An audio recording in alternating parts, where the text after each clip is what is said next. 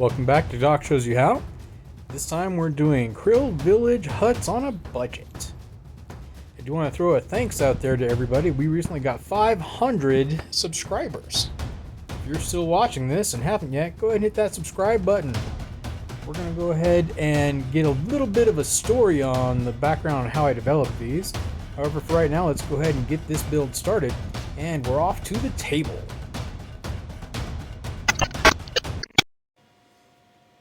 Alright, so the Krill Farm Huts. So this is a found object build. There's no 3D printing. It's just a matter of hunting out the right ingredients. So this is kind of what the end product looks like. And of course, everything's going to be in scale with Legion and other kinds of sci-fi fantasy games.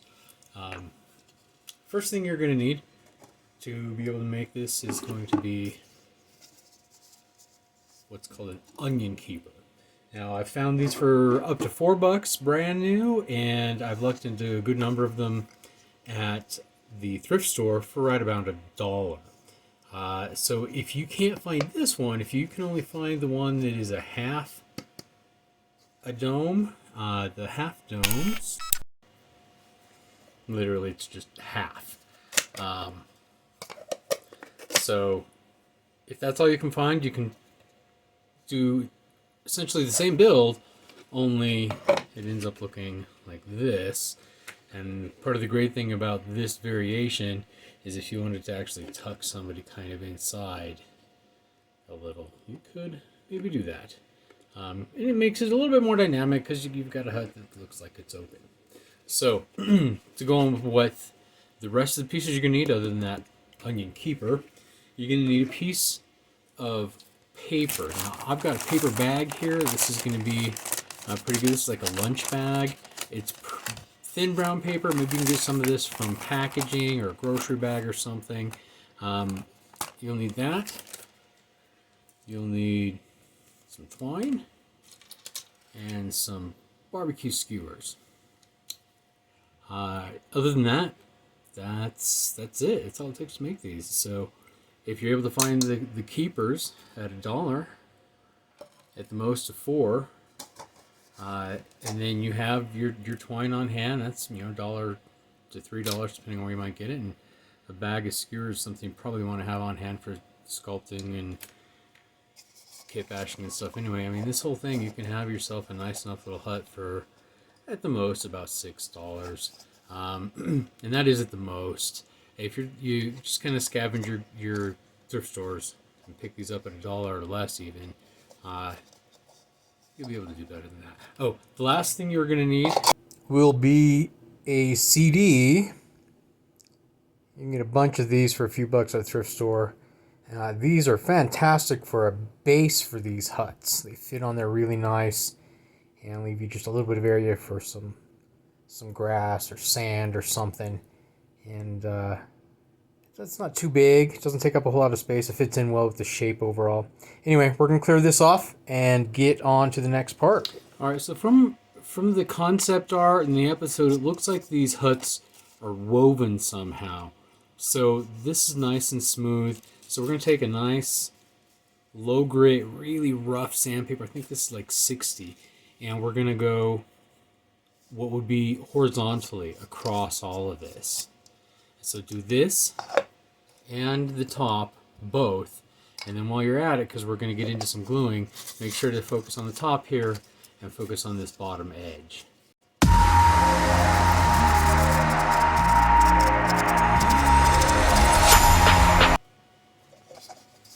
Okay, so these scratches that I just put in there will help during the painting process. It'll help to give something for the paint to grab into to help this illusion.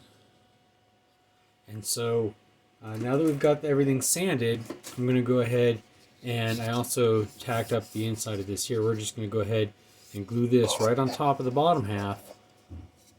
Now I had gone ahead and figured out where the design matches and just put a little mark a little mark so that I know where that is, so I can make them kind of line up and look good. So I'm going to go ahead and glue that in place.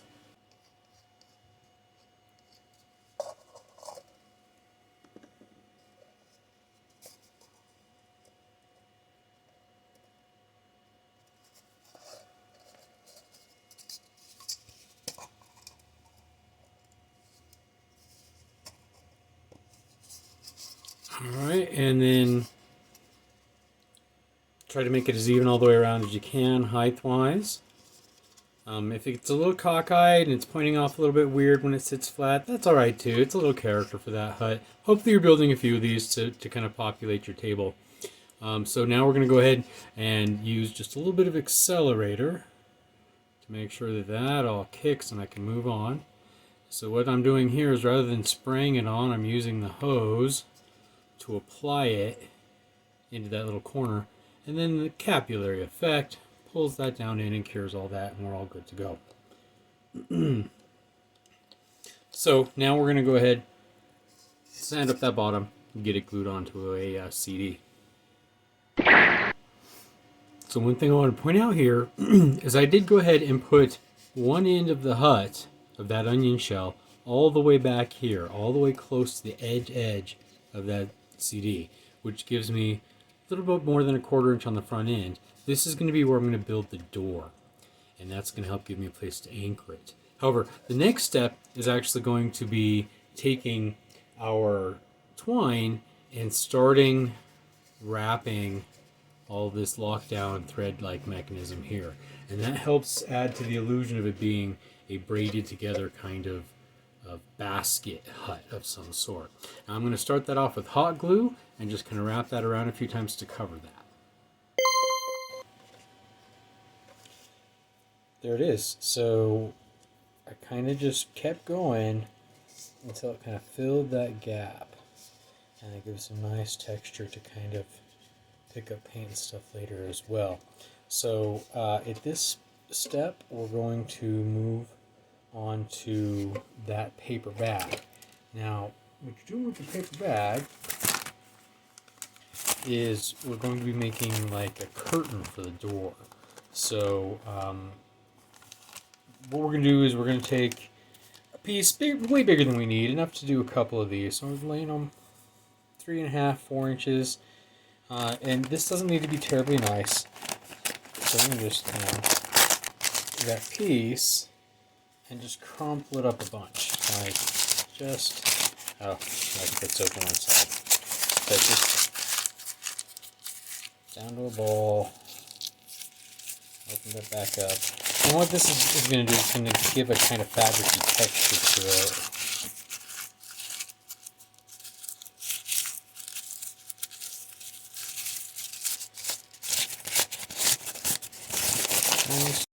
Okay, this piece was just too loud. I have to do the voiceover here. So, this is going to need to be painted with some Mod Podge and some paint. That's going to have to dry overnight, and I'm going to show you the application of that.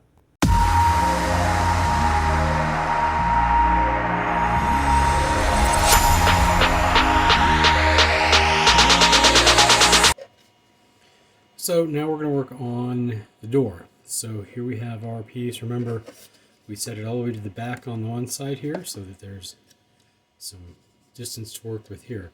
So one thing that we're going to do is we're just going to go ahead and make sure that the door you're building is high enough for your figure to get through. A little shorter is okay because, you know, huts and things around the world you often have to duck a little bit to get into, but I think this is pretty good. And looking at that, and I think it's about 2 inches. Yeah, so we'll do about 2 inches high, and looks like that's 2 inches wide there at the bottom, and right close to 1 inch there. So that's pretty simple to do. So we're gonna go ahead and lay out a couple of the barbecue skewers and just kind of get that going. There's the basic door. So just like I said, a couple of cross pieces at the top and a couple of simple angles on that. Now part of what I'm going to do here, we're going to glue it on that base so it angles up like this. Now the step here we're going to do right now is we're going to go ahead and put in that curtain that closes it. So we're going to go ahead and I want to do two different things here. So we're going to just cut a piece off of this to work with.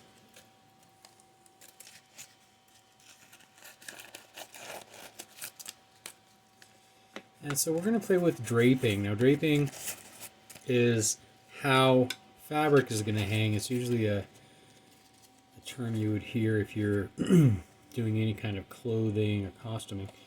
So we're going to try to figure out, do I want to have kind of a crossed thing here, so it looks like there's two curtains there crossing in front of that door. Get you kind of an interesting texture. So I think that we'll do something like that, and just so that there's a little bit more interesting layering going on. And there you go, you've got a flap. It looks like they could go in there, swipe that aside. And so just very easily trim that directly along the side there. It's just hot glued in place. Mind you, this is just all temporary colors too. We're still going to get in here and get a good paint job on all of this. So now it's about time to get that on. So we're just going to go ahead and tack that about like so. And then we'll fill in all these little gaps with more little pieces of barbecue skewer. But that's pretty much this hut. So I'm going to go ahead and take this out for the base coat. And then so kind of the same treatment on this one. Take off the bottom. You're going to need that base piece. So what that is, to build out the rest of that hut and where that opening is, it's just cardboard. And it's not even a very big piece of cardboard. And so that's going to be this bit of cardboard. Now, mind you, this isn't corrugated paper, it's cardboard. You want that instead here. And it's 2 inches by 12 this way. So go ahead and roll that. Get a sharp big marker or something and roll that around that.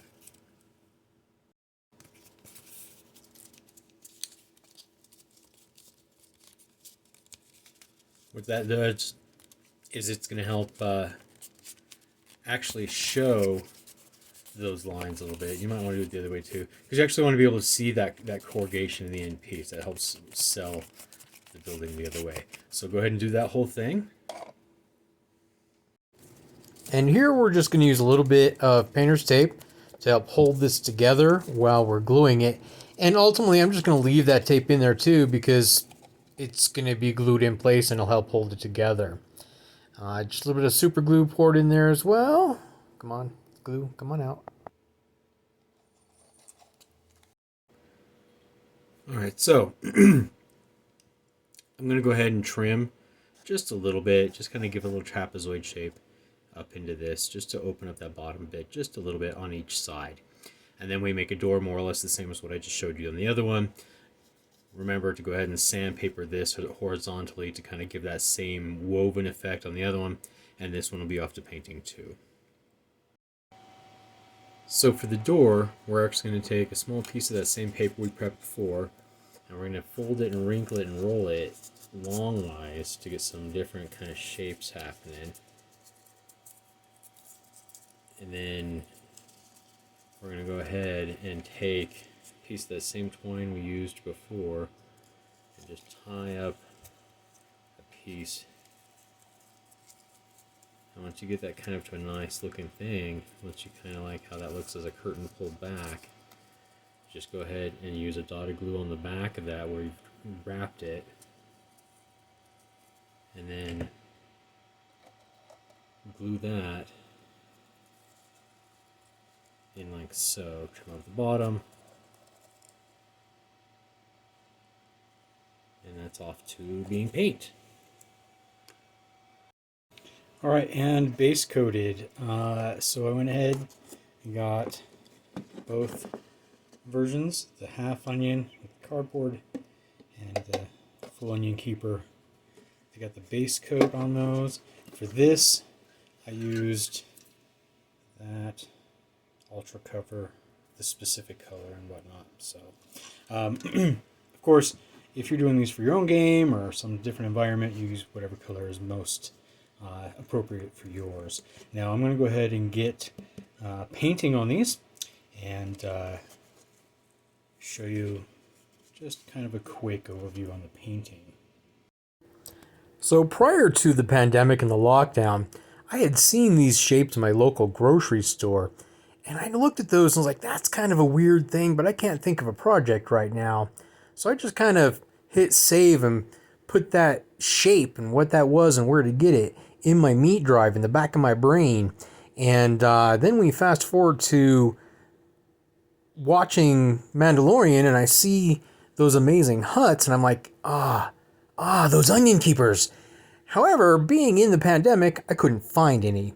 So even though I had come up with this amazing method, I couldn't really do it. Once I finally got my hands on some and was able to make some, I felt a little weird about wanting to do a tutorial if you couldn't find them. Now, eventually, now that we're kind of coming out of the whole problem of the pandemic, I started seeing them in the stores again. As mentioned previously in the video, you can of course find them at the thrift store, which is of course the most cost-effective way to do it. So, with painting, it's just until you like it, and really balance, right? Like, you add some shadows, you add some highlights, you add some shadows, you add some highlights. Oh, but that's too much, just rub it off. And so we're going to go ahead and move forward. I might dirty up this one a little bit more, but so this is the one that's open. That's the half one. And then here's where the other one's gotten to. I kind of decided to go with blue doors this time, so I've got the ones with the brown curtains, and I got these with the blue. So we're going to go ahead and maybe touch on these a little bit more with paint, but go ahead and get moving with doing what little bit of basing there is, which is probably going to be coffee grounds that I've dried out. I'm just going to glue those on here, and then on this one, just a little bit into the hut there.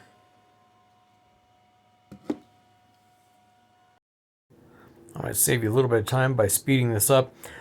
You've probably watched a bunch of other tutorials like this. It's no different. You put down your PVA glue or Elmer's glue or wood glue, kind of spread it around, make sure it's where you need it to be, and you start sprinkling on your basing material. And basing material can be sawdust, dyed and dried. In this case, I'm using some tea that I had done the same thing with, put it in the oven, baked it a little bit. Coffee grounds. You can buy good flocking if you want to spend some money on it. There's a lot of people show you how to do these steps. That's why I just wanted to get you through it as quick as I could here.